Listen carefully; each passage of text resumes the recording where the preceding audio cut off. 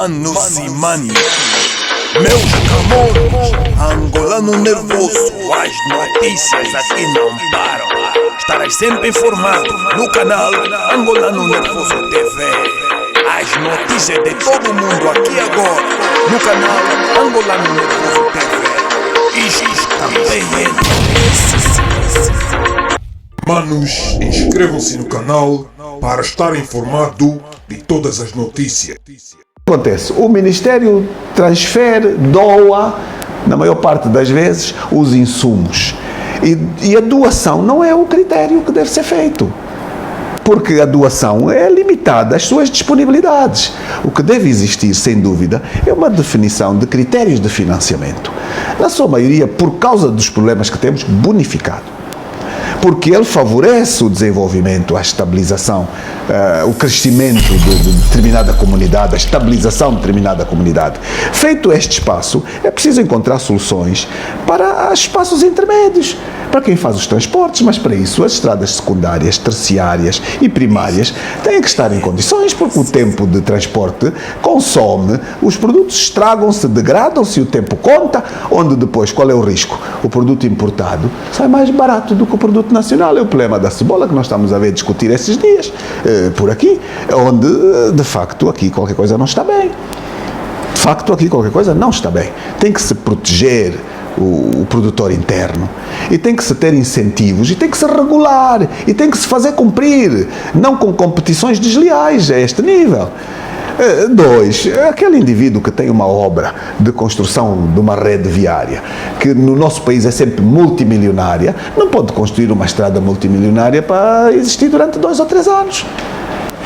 Não pode ter um tapete que tem 3 milímetros de asfalto, que basta cair a segunda chuvada, já se vê a cor da terra que está em baixo. Porquê? Porque não há fiscalização adequada, ou porque foi partilhado o valor daquele contrato pelo homem que tomou a decisão. Estes são os problemas típicos do país que nós temos. Não está bem, mas eu vou lhe dizer, quando fizemos a paz, na altura havia um debate muito grande sobre o 4º ramo das Forças Armadas, não sei se já alguma vez acompanhou, onde uma destas discussões era a título de exceção, porque as Forças Armadas não têm essa vocação. Mas em casos de exceção, e o nosso país está, de facto, num caso de exceção, pode-se muito bem agarrar nas brigadas de engenharia mecanizada das Forças Armadas e também direcioná-las a um esforço complementar de recuperação de redes viárias e companhia. E algumas delas até podem ser sob pagamento de serviços prestados, seguramente não serão especulativos, e ganhar tecnologia. E uma boa parte desta gente amanhã pode ir parar para o setor privado, com know-how e com intervenção interna, mas estas questões precisam de criatividade, senão não se vai a lado nenhum, mas são apenas alguns exemplos que aqui estamos a dar. Enfim, meus amigos, o grande problema é que parece que quem governa não está interessado efetivamente em ver isto resolvido, está mais interessado em ver aumentar as suas fortunas próprias. Este é o grande drama que nós vivemos. Pois, Sr. Presidente, na verdade nós estamos na reta final, mas já não era sem tempo. mas há questões aqui que tocam o âmago das populações, ferem a sensibilidade pública, e vemos que o país bateu no poço, como se costuma dizer na gíria. Vemos nossos irmãos numa lueca, por exemplo, no aterro sanitário, a comerem no lixo, e muito se propala das políticas macroeconômicas para desenvolvimento do país. Entretanto, quando olhamos para o Orçamento Geral do Estado, vemos-lo muito ancorado ao pagamento da dívida pública externa e interna também. Como resolveria o problema da dívida pública? Bom, eu já disse aqui que na nossa leitura a dívida deve ser toda ela verificada. Sim. Sujeita efetivamente a uma confirmação de que ela existe naqueles valores que está indicada. E portanto, este é um ponto de partida obrigatório. Eu estou completamente seguro que quando formos fazer uma verificação, nós vamos encontrar valores absolutamente inferiores. Mas esta questão não põe em causa os compromissos internacionais. É preciso ter muito cuidado com isto. As dívidas internacionais têm que ser cumpridas, todas elas, mesmo que feitas por outros governos, nada a fazer. A este nível, Angola tem que ser cumpridora daquilo que contraiu a nível externo, em nome da estabilidade dos relacionamentos com os outros países também. Mas é preciso estancar a continuidade do crescimento desta dívida descontrolada, porque eu acompanhei há uns anos atrás, a dívida cresceu de forma incomensurável. E hoje a maior parte da fatia do Orçamento Geral do Estado é para pagar a despesa pública de pagamento da dívida. E, portanto, isto não está nada bem. Quando o meu caro tem um país que carece de desenvolvimento, mas onde mais de 50% do orçamento está direcionado a pagamento de dívida e não à criação de infraestruturas, nem a investimento para o desenvolvimento, estamos em desintonia total. Até porque somos um país com níveis de natalidade muito altos e o que é que se passa? A taxa de natalidade é 3, 4 vezes superior à taxa do crescimento económico. Só isto, por cada ano, o país retarda quase 4 vezes nas infraestruturas que o orçamento prevê. Você já parou para refletir sobre estas questões? São questões extremamente sérias e, portanto, isto tem que ter um olhar absolutamente abrangente, múltiplo. Temos que deitar a mão aos fatores estratégicos todos envolvidos nesta matéria. Sem dúvida nenhuma, olha, antes de mais, obrigar a que quem proponha o orçamento vá lá propô-lo pessoalmente ao Parlamento. E se de facto o titular do Poder Executivo é o Sr. Presidente da República, o Sr. Presidente da República devia ir ao Parlamento fazer a defesa efetiva do debate mais importante do país, porque ele é que governa. Ele é que é o titular do poder. E quando for lá prestar contas dos dinheiros, também tem que ir lá. Não mandar secundarizar. Porque, entretanto, a lei do orçamento permite que o Sr. Presidente contraia empréstimos sem ir ao Parlamento pedir autorizações.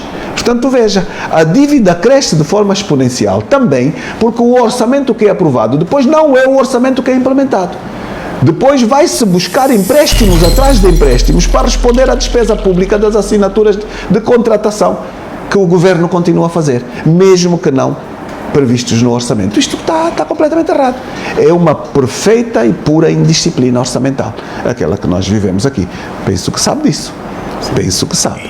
Eu lembro-me que o primeiro ano de governação do Presidente João Lourenço, o Presidente do Grupo Parlamentar da UNITA, na véspera da prestação de contas, diria assim, do discurso do Estado da Nação de 2018, 3 dias antes do discurso do Sr. Presidente, fez um somatório daquilo que nós na altura tínhamos indicado como o endividamento feito à margem do orçamento.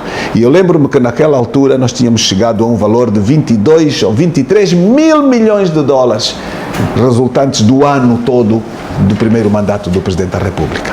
Isto não pode acontecer, isto é que está errado, completamente. Então, você propõe um orçamento geral do Estado, o orçamento é debatido, é aprovado, mas depois você vai para os países, faz visitas externas e tal, e contrai um empréstimo elevadíssimo fora do orçamento geral do Estado, sem autorização da Assembleia Nacional. Vamos parar aonde? São múltiplos os procedimentos que têm que ser invertidos. Múltiplos os procedimentos. Portanto, é preciso acabar com isto.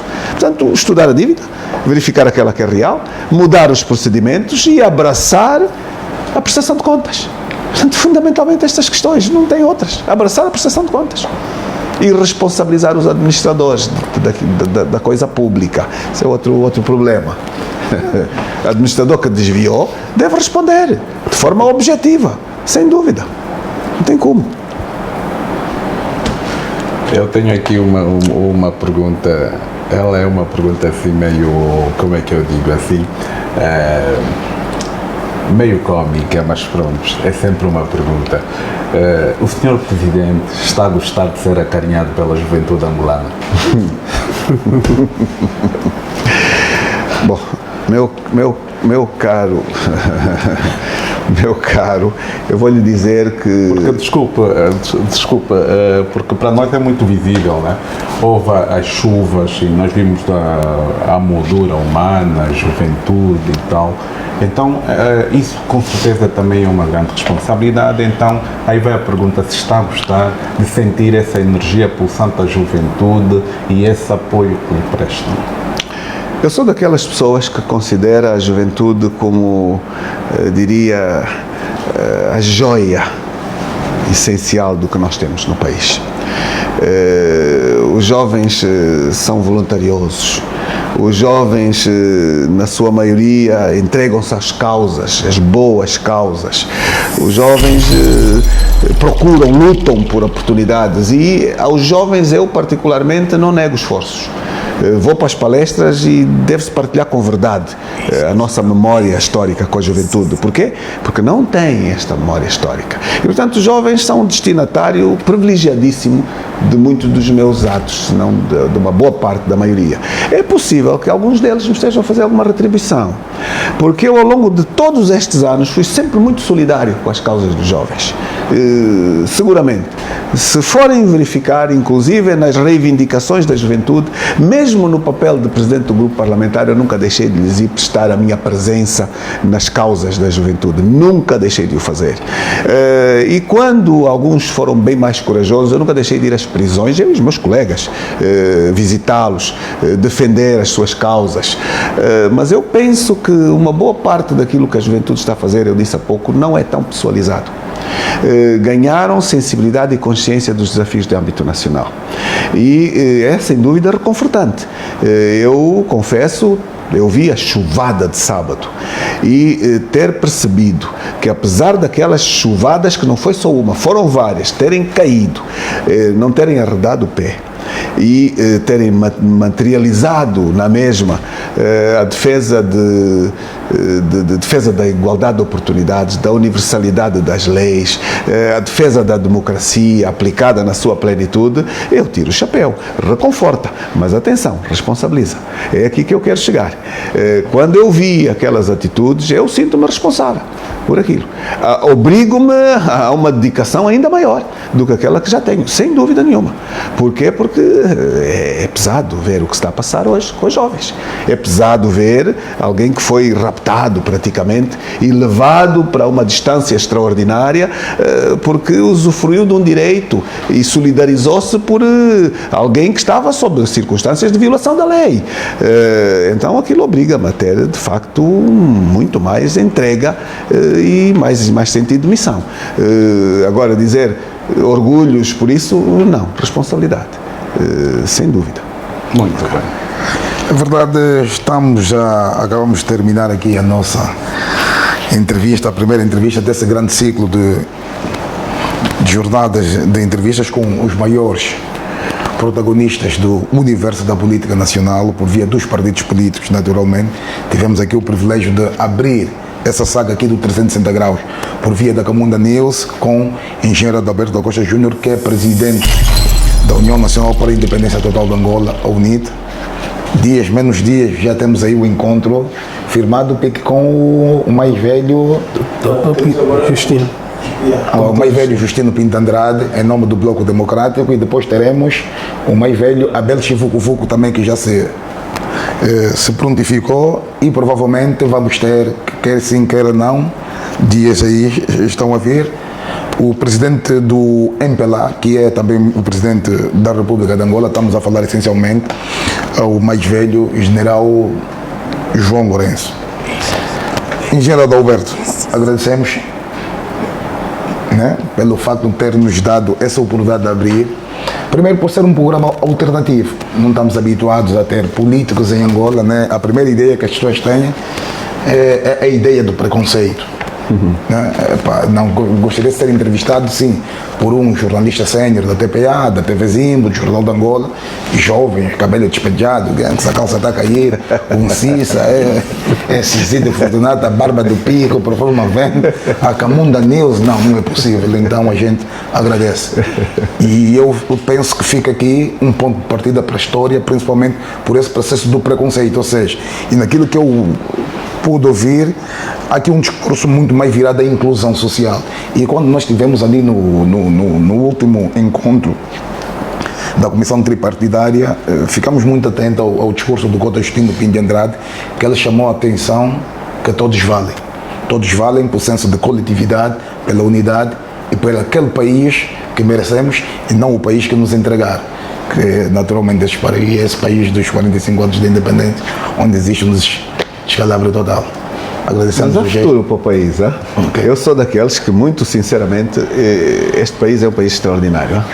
Eu penso que todos aqui viajam bastante pelo país.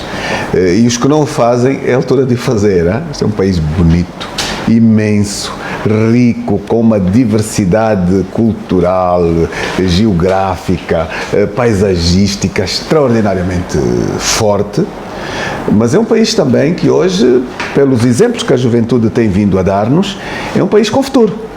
Porque os jovens têm-nos estado a transmitir que nós estamos aqui e contem connosco e nós não vamos deixar isto por mãos de terceiros. É um grande elemento, uma grande voz de interpretação, de confiança e de garantia de futuro.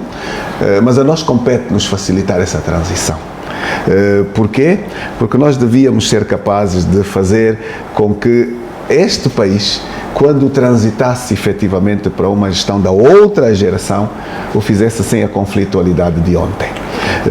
Porquê? Porque houve de facto a era de quem lutou pela independência nacional, houve de facto a necessidade, infelizmente, do pós-independência de fazer uma resistência, ainda uma guerra civil interna, houve que tirar leituras de todas estas fases e hoje, com uma outra maturidade, nós estamos obrigados, efetivamente, a realizarmos reconciliação genuína, inclusiva na sua plenitude.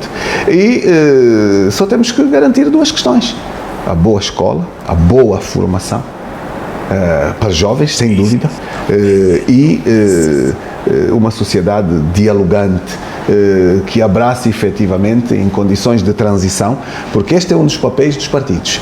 Eu devo dizer que a UNITA é um partido histórico, que teve um papel estratégico fundamental na luta contra a ocupação colonial. E nós devemos ser atores da transição dos tempos, diria assim, da luta revolucionária pela independência para o desenvolvimento. Este é o nosso papel fundamental. E eu termino até dizendo que, com muita satisfação, nós vamos fechar o ciclo do 13 de março, dos 55 anos que a UNITA comemorou este ano, no 13 de março de 2021, com uma conferência dedicada exatamente ao desenvolvimento. Aos desafios do desenvolvimento, uma conferência que terá lugar quinta-feira, que, desculpem-me aqui a aproveitar esta questão, no Centro de Convenções, exatamente para podermos partilhar a visão que temos e as contribuições para os desafios da inclusão, que é um dos maiores problemas que temos, os desafios do desenvolvimento interno do país, o desenvolvimento local e, efetivamente, a necessidade de conseguirmos fazer a transição para um país moderno e desenvolvido que consiga responder às necessidades das suas populações. Temos, de facto, contribuído, e este seminário, esta conferência é mais uma intervenção dentro daquilo que diziam os partidos devem contribuir. Nós temos estado dinâmicos e fecharemos o ciclo dos 55 anos, portanto, com esta grande realização, que seguramente depois vai publicar o resultado destas intervenções e será também um diálogo com a sala, de quem lá possa estar. Portanto, quem agradece a oportunidade sou eu. Foi uma entrevista longa, mas seguramente também retirei para mim leituras importantes, porque estive com ilustres intervenientes que eu acompanho há algum tempo e que têm sabido, felizmente, tapar o buraco vazio daquilo que é o espaço público, que não tem sabido cumprir com o seu papel de informação. Muito obrigado e sucessos. Eu estou convencido que o Presidente da República vai responder. Estou convencido disso e, portanto, depois das nossas intervenções, eu penso que ele não vai deixar mal, não nos vai deixar mal a nós todos. Muito obrigado. Bem, muito obrigado. Obrigado a nós.